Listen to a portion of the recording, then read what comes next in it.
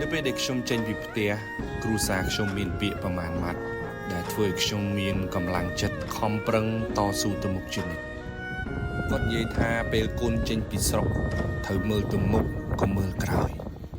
ប្រឹងទៅមុខទៅជីវិតកូនបានល្អប្រសើរពេលកូនចេញពីស្រុកកុំស្ដាយគេអាក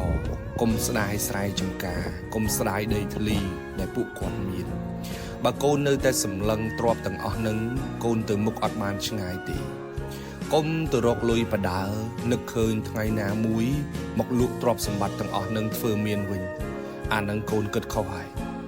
គាត់និយាយថាកូនចេញពីស្រុកទៅហើយកូនត្រូវតែប្រឹងលើខ្លួនឯងប្រឹងដោយសមត្ថភាពខ្លួនឯងកសាងភាពមានបានដោយខ្លួនឯងស្រុកយើងមានរឿងអស្ចារ្យជាច្រើនជាងទ្រព្យសម្បត្តិដែលឪពុកម្ដាយកំពុងមាននឹងទៀតបើកូនចេះកសាងខ្លួនឲ្យមានបានដោយខ្លួនឯង